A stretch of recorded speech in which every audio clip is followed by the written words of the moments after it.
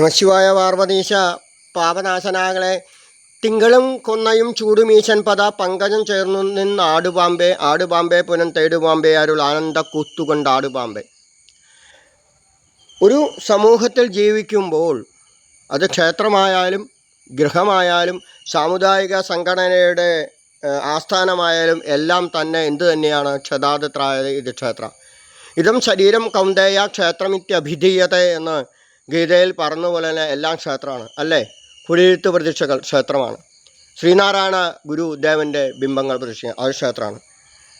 അതുപോലെ തന്നെ നമുക്കറിയാം, അതുപോലെ തന്നെ ഏതായാലും ഏത് തന്നെയായാലും ബജറ്റ് ഭൂവേനുമ അപ്പോൾ ഖുർനോപ്രായഗോപ്ത്രനുമാ ശിവായനുമ അങ്ങനെ നോക്കിയാൽ ലോകത്തുള്ളതായ അല്ല ഇളയരെ മുത്തപ്പൻ ഇളയരെ രക്ഷസ് എന്നൊക്കെ പറഞ്ഞ് ഓരോന്ന് പ്രതീക്ഷ വെച്ചിട്ടുണ്ട്. നെയിം ബോർഡുകൾ ഉണ്ട്, നെയിം ബോർഡുകൾ ഇല്ലാത്തതുണ്ട്, എല്ലാം ഉണ്ട്. അപ്പോൾ ഒരു കാര്യം ഉറപ്പാണ്, നെയിം ബോർഡുകൾ എന്ന് പറയുന്നത് സാധാരണക്കാരനെ ആകർഷിക്കാൻ ഇന്ന ചൈതന്യമാണ് എന്ന് പറഞ്ഞ് തരാൻ വേണ്ടി തന്നെയാണ്. അപ്പോൾ തെക്കൻ ജില്ലയിലൊക്കെ പോയാൽ ഇളയരെ മുത്തപ്പൻ ചിറ്റപ്പൻ പുളിയാമ്പുളി അങ്ങനെയൊക്കെ പറഞ്ഞ് ധാരാളമുണ്ട്. അപ്പോൾ അതിൻ്റെ സങ്കല്പങ്ങൾ മനസ്സിലാക്കാതെ ഉപാസിക്കുമ്പോഴാണ് ഇതിനകത്ത് പ്രശ്നം. സാത്വികമൂർത്തികൾ ധാരാളമുണ്ടല്ലോ. എന്തുകൊണ്ട് കേരളത്തിലുള്ളതായ 6 or 7 മന്ത്രവാദ കുടുംബങ്ങൾ മന്ത്രവാദം നിർത്തി എന്ന് ചോദിച്ചാൽ അതിന് മറുപടി പറയാൻ ഒന്നേ ഉള്ളൂ, അതിൻ്റെ ദുരിതങ്ങൾ ചൂട് എത്ര ഗായത്രി വെച്ചാലും എത്ര നെയ്യ് കൂടുതൽ ഹോമിച്ചാലും അത് തിരിച്ചടിച്ചു കിറ്റി തുടങ്ങി. അതുകൊണ്ടാണ്.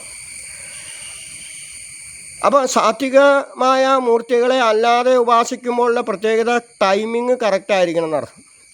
കൃത്യസമയത്ത് നട തുറന്നിരിക്കും, കൃത്യസമയത്ത് വറവടി നയിച്ചിരിക്കണം, കൃത്യസമയത്ത് മദ്യം നയിച്ചിരിക്കണം, കൃത്യസമയത്ത് മറ്റുള്ളതൊക്കെ നയിച്ചിരിക്കണം. അതുപോലെ തന്നെയാണ് എന്തോന്ന് അനുഗ്രഹവും. ടക്കിനെ അനുഗ്രഹിക്കും. അതുപോലെയാണ് കൃത്യസമയത്ത് കിട്ടിയില്ല കത്ത് പിടിക്കും. എന്തൊക്കെ സംഭവിക്കുന്ന അറിയില്ല.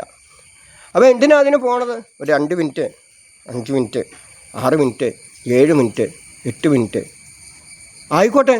അപ്പോൾ സമയം നിശ്ചയിച്ചിരിക്കുന്ന എന്തിനു വേണ്ടിയിട്ടാണ്? ഓരോ ക്ഷേത്രങ്ങളും ഓരോന്നിനും സമയ ആചാരങ്ങൾ നിർമ്മിച്ചിരിക്കുന്ന അവിടുത്തെ ഉള്ളിലുള്ളതായ ചൈതന്യങ്ങളെ എന്തുകൊണ്ടാണ് മണിയടിച്ച് തുറക്കണേ? കോളിമ്പില്ലടിച്ച് പ്രണവസ്വരൂപമായ മണിയടിച്ച് തുറക്കുമ്പോൾ അകത്ത് പൂജിച്ചിരിക്കുന്നതായ ഋഷിവര്യന്മാരടക്കം പൂജിച്ചുകൊണ്ടിരിക്കുന്ന ദേവന്മാരടക്കം നമുക്ക് വഴിമാറി തരികയാണ് കുറച്ച് സമയത്തേക്ക് നമുക്ക് പൂജിക്കാൻ. അപ്പോൾ നമ്മൾ വിചാരിക്കുന്നു നട അടച്ചു പോയി കഴിഞ്ഞാൽ അവിടെ ആരും ഇല്ല എന്ന്. നട അടച്ചു കഴിഞ്ഞാൽ എല്ലാവരും ഉണ്ട്. അപ്പോൾ ഉള്ളതിനെ ഇല്ല എന്ന് പറയാൻ പറ്റുള്ളൂ. എല്ലാവരും ഇത് കഴിഞ്ഞിട്ട് ഋഷിവര്യന്മാരടക്കം ദേവന്മാരടക്കം ഓരോ ക്ഷേത്രങ്ങളിലും ഓരോ കുടിയിരുത്ത് പ്രതിഷ്ഠയിലും പൂജിച്ചുകൊണ്ടിരിക്കുക. അപ്പോൾ നമ്മുടെ അഹങ്കാരം എന്താണ്? നമുക്ക് മാത്രമേ സപരിവാരം പൂജ കഴിക്കുള്ളൂ, നമ്മൾ മാത്രമേ കഴിക്കുള്ളൂ. ഇതൊന്നുമല്ല. ഇത് കഴിഞ്ഞിട്ട് ഋഷിവര്യന്മാരും എല്ലാവരും ലോകത്തിലുള്ളതായ വിഷ്ണു ആണെങ്കിൽ ശിവൻ, ഓരോ മൂർത്തികളും അങ്ങോട്ടും ഇങ്ങോട്ടും മാറി പൂജ വെച്ചുകൊണ്ടിരിക്കുക, പരസ്പരം സ്നേഹിക്കുകയും ബഹുമാനിക്കുക. അപ്പം നമ്മുടെയൊക്കെ അഹങ്കാരം ഉണ്ടാകും. ഇഞ്ചിയും ആഹത്തിന് മാത്രമേ ഉള്ളൂ എന്തോന്ന് സപരിവാരം പൂജ കഴിക്കാൻ കഴിവുള്ളൂ, കളംപൂജ സപരിവാരമായിട്ട് കഴിക്കാൻ സുഞ്ചി മാങ്കുളത്തിന് മാത്രമേ കഴിവുള്ളൂ.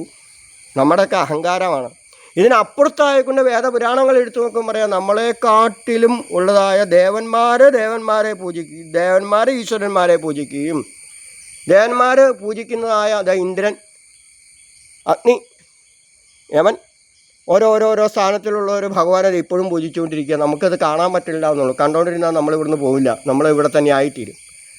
ഇവരൊക്കെ ദാസന്മാരടക്കം ദേവട സപ്തമാതൃക്കളടക്കം താൽപ്പുഞ്ഞ മഹാദേവനെ പൂജിച്ചുകൊണ്ടിരിക്കുകയാണ്. അപ്പം പൂജിക്കപ്പെടേണ്ടത് എന്താണ്? യഥാർത്ഥ സത്യം, അഹങ്കാരമില്ലാതെ നിർഗുണ ബ്രഹ്മമായ ഒന്നിലേക്കാണ്. നിർഗുണ ബ്രഹ്മമായ ഒന്നിനെ നമുക്ക് മനസ്സിലാക്കാൻ കഴിയാത്തതുകൊണ്ടാണ് ഈ രൂപങ്ങൾ മുഴുവനും നമുക്ക് ഉണ്ടാക്കുന്നത്. അപ്പോൾ ശുഞ്ചിമാങ്കുളം ഈശ്വരനായിട്ട് ഇവിടെ നിന്ന് പറയുമ്പോൾ ഇത് കഴിഞ്ഞാൽ പിന്നെ വെറും സാധാരണക്കാരനാണ്. അപ്പോൾ ഈശ്വരത്വത്തിലേക്ക് ഉയരണമെങ്കിൽ എന്ത് ചെയ്യണം? നിരന്തരമായ നാമജപം, ഉപാസനം. എന്തിനാ ഈ ആവശ്യമില്ലാത്ത ഇതിനൊക്കെ പോണത്? സാത്വികമൂർത്തികൾ ധാരാളമല്ലേ. തിരുവിനി ഓം ഓം ഓം കൂട്ടിയാൽ ഓം കൂട്ടുന്നതിന് കുഴപ്പമില്ല. വീട്ടിൽ മദ്യമാംസാദികൾ യാതൊന്നും ഉപയോഗിക്കാൻ പാടില്ല. 7 ദിവസത്തെ ശുദ്ധാദിശകൾ കൃത്യമായിട്ട് വേണം. മുങ്ങി കുളിക്കണം 7 ദിവസവും. ഇനി ആ 7 ദിവസം ശുദ്ധത്തിൽ വേറെ ഇരിക്കണം, ഫലവാലായ്മകളിൽ നിന്ന് വേറെ ഇരിക്കണം. വിളക്ക് പോലും അടിയാൻ അവനവൻ്റെ വേറെ ആൾക്കാരെ കൊണ്ടുവന്ന് അവരെ കൊണ്ട് തുടച്ച് കത്തിക്കണം. എത്ര ബ്രാഹ്മണ ഇല്ലങ്ങളൊക്കെ സാധിക്കുന്നുണ്ട്. പ്രണവം കൂട്ടി ജപിച്ചോളൂ, വേണ്ടാന്ന് ഞാൻ പറയില്ല. പ്രണവം അകാര ഉകാര മകാരങ്ങളുടെ സംയോഗമാണ് ബ്രഹ്മവിഷ്ണു ശിവോത്സവം. പക്ഷേ അത് കൂട്ടി ജപിക്കുമ്പോൾ കൃത്യമായ രീതിയിൽ 7 ദിവസം ശുദ്ധങ്ങൾ, വീട്ടിലെ ശുദ്ധങ്ങൾ, പൂജാമുറികൾ, തേവാരപ്പര അടക്കം ക്ലീനായിരിക്കണം. നിർമ്മാല്യം ഒന്നും പാടില്ല. അങ്ങനെ സംരക്ഷിക്കപ്പെടുന്നിടത്ത് പ്രണവം ജപിച്ചോളൂ, അതിന് ഒരു തെറ്റുമില്ല എന്നർത്ഥം. അതുകൊണ്ട് അനുഗ്രഹമാണല്ലോ. പക്ഷേ അത് പ്രായോഗികമായിട്ട് നടക്കാറില്ല പലയിടത്തും.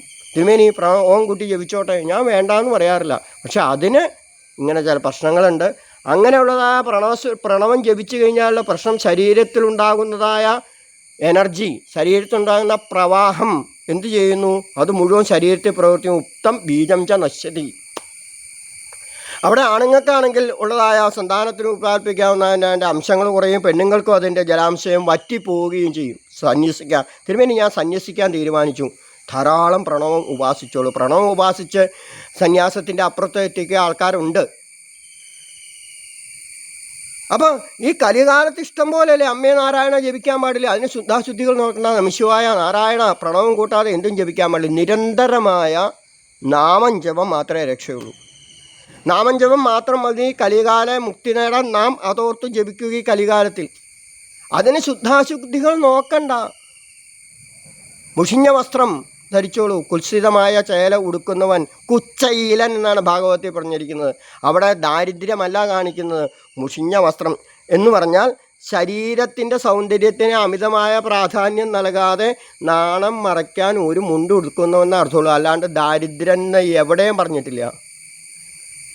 ഈ വായിക്കുന്നവൻ്റെ അല്ലെങ്കിൽ വായിക്കുന്നവരുടെ മനസ്സിലാണ് എന്താണ് ദാരിദ്ര്യം. കുചേലവൃത്തം വായിച്ചു കഴിഞ്ഞാൽ സ്വർണം തന്നെ വരുമോ? എന്നാൽ പിന്നെ സ്വർണ്ണ കച്ചവടക്കാരൊക്കെ അത് ജപിച്ചാൽ പറയാം സ്വർണം തന്നെ വരാൻ പാടില്ലേ? വിദേശത്ത് പോയേക്ക് ജോലി ചെയ്യണം എന്തിനാ? കുചേലവൃത്തം കേട്ട് കഴിഞ്ഞാൽ ഭഗവാന് സമർപ്പിച്ച പോലെ സ്വത്തായിത്തേനും പണമായിത്തേനും ഒരു ഭാഗവതവും പറയുന്നില്ല ധനികനായിത്തേനും കുചേലവൃത്തം കേട്ട് കഴിഞ്ഞാലെന്ന്. അപ്പം നമ്മുടെയൊക്കെ മനസ്സിലാ കുചേലനൊരു ദാരിദ്ര്യം ഉണ്ടായിരുന്നില്ല. അല്ലെങ്കിലും പത്നിയാ പറഞ്ഞു ഉടനെ അദ്ദേഹത്തിൻ്റെ അടുത്ത് 4 പിടി അവിൽ.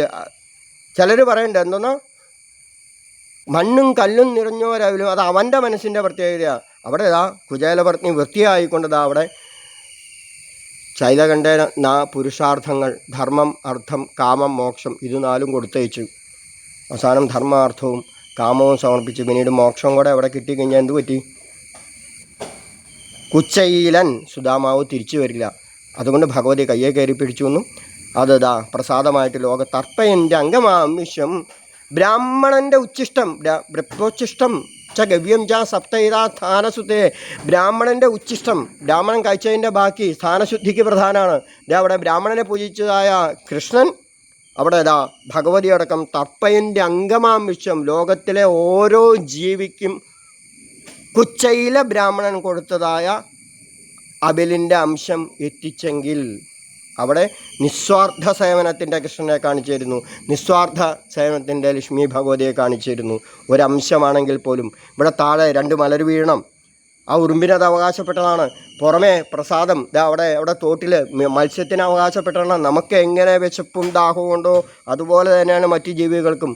അങ്ങനെ ലോകത്തിലുള്ള സപരിവാരം പൂജ കഴിക്കുമ്പോൾ ഓർക്കുക, കഴിച്ചിറങ്ങുമ്പോൾ ഓർക്കുക, ഇന്ന് ഒരു ജീവിക്കെങ്കിലും വിശപ്പ് മാറാൻ ആഹാരം കൊടുത്തില്ലെങ്കിൽ ഒരു പൂജ കഴിച്ചിട്ടോ ഒരു അടിച്ചുകളി നിർത്തിയിട്ടോ ഒരു പാത്രം കഴിച്ചിട്ടോ കാര്യമില്ല. ലോകത്തുള്ളതായ വിശക്കുന്നതായ എല്ലാവർക്കും നമ്മുടെ ലോകമല്ല. ബഷീർ സാർ പറഞ്ഞിട്ടുണ്ട്, നമ്മുടെ ലോകമല്ല ഇത് മറ്റുള്ളവരുടെ ലോകം. നമ്മളിപ്പോഴാണ് വന്നത്. ഭൂമിയുടെ അവകാശികൾ മറ്റുള്ള ജീവികളാണെന്ന് ഓർമ്മപ്പെടുത്തിക്കൊണ്ട് എല്ലാവർക്കും നല്ലൊരു ദിവസം നേരുമ്പോൾ എല്ലാവർക്കും വിനയത്തോടെ സ്നേഹത്തോടെ ആശംസകൾ നേരുന്നു. ഓരോ ദിവസവും മാറുന്ന കാലാവസ്ഥകൾ പ്രശ്നങ്ങളൊക്കെ അതിജീവിക്കണമെങ്കിൽ നാമം മാത്രമേ രക്ഷയുള്ളൂ. നാമി ആയിത്തീരുക, നാമസ്വരൂപമായി തീരുക, അവസാന ശ്വാസം വരെ ഈശ്വരനായി തുടരുക.